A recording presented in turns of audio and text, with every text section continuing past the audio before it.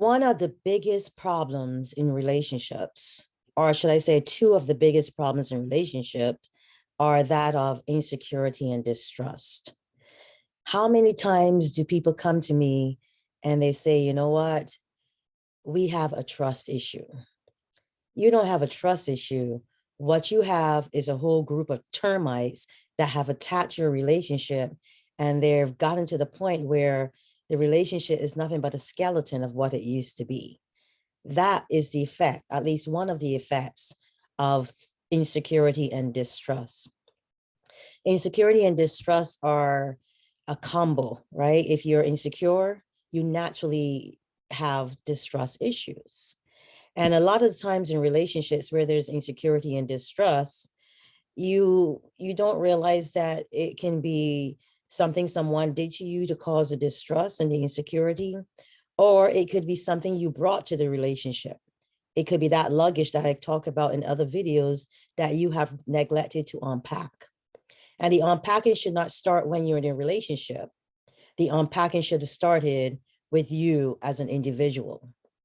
Instead, what has now happened in the relationship is what should have been an individualistic issue or problem now becomes a collective problem.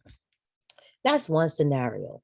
The other scenario is insecurity and distrust that comes about as a break, as a result of a break of trust. Somebody broke your trust, whether it's through infidelity, whether it's through you not being able to rely on them or depend on them for support, or whether they have failed to, adhere to their part of the partnership in this relationship and they've dropped the ball. Yeah, you can have distrust issues. And the insecurity that comes from that is that there's no security. You don't feel secure or safe in the relationship or with the person that you're with. Insecurity and distrust are like cancer. They are the result of the disintegration of a healthy relationship. Just like cancer works through the body and destroys healthy cells and healthy, and everything that's healthy in the body and leaves the body contaminated, distrust and insecurity serve the same purpose. How do you deal with distrust and insecurity? Well, first of all, when you come into the relationship, ask yourself this question. Am I insecure and jealous? Am I insecure and am I distrustful? And be honest with yourself. But here's the caveat, right? There are a lot of people that come into a relationship and they tell their partner, I have trust issues. And the partner's like, okay, you can trust me. Knowing very well that that's something that you cannot live up to unless you yourself has never had any distrust issues or insecurity issues. But even then, you have to pull the other person up the hill. One partner has to sacrifice so that the other person can heal. That's why healing is important. So in order to deal with distrust and insecurity in your relationship, you have to first recognize the source of the distrust and insecurity. Where did it come from? Did your partner cause you to feel this way? Did your partner do something to make you feel this way? Are you feeling this way because of past relationships, past issues that you have not resolved on your own? As long as you identify the source, you can find a solution. And most of the times the solution is found in healing, right? And how do you heal? You heal, you can go to a therapist, you can go to a counselor individually, and you can come back together. You can work on yourself and bring your best self to the relationship, which you should have done from the beginning. It is amazing to me that people are still getting into relationships and not bringing their best selves because they're afraid of being alone.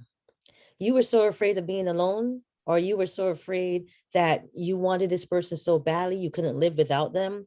You developed this codependency that made you forget that, guess what? You're broken. Truth. I have a video on here that says it starts with truth. You have to be honest with yourself before you get to this place where your insecurity and trust is eroding your relationship and eating away like the cancer that it is.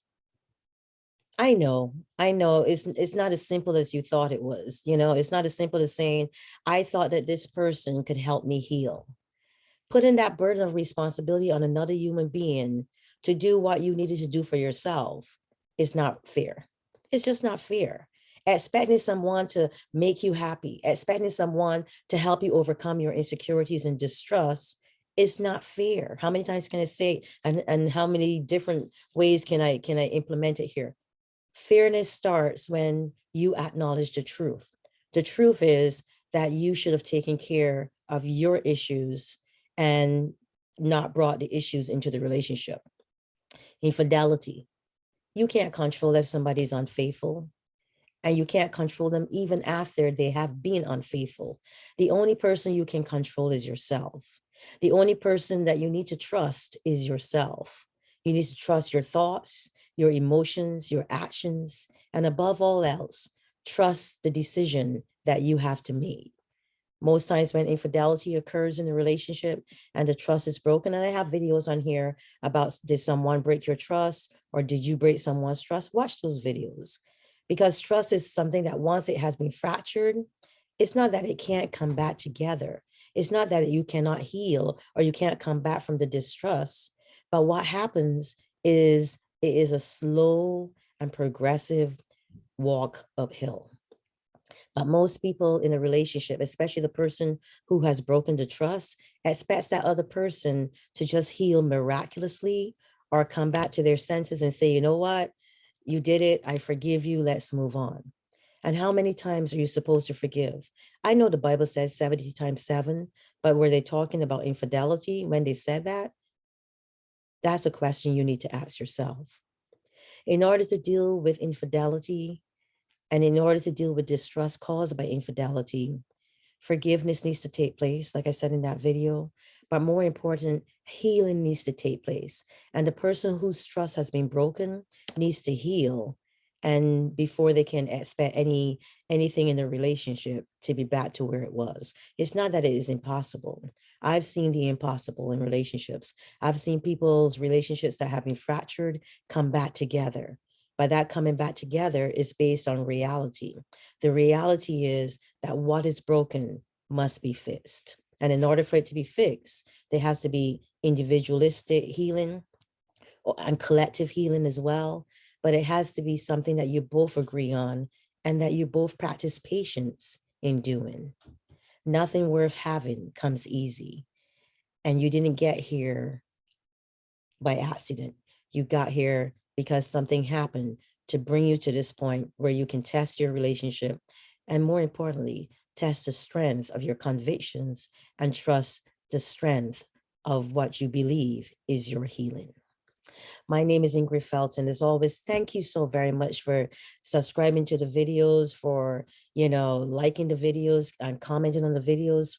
Please tell others about what I'm doing here. As always, bring your friends, bring your family, bring everyone. But more importantly, continue to support me and support what I do, because my goal is to bring healing and wholeness to relationships and to people, individual people as well.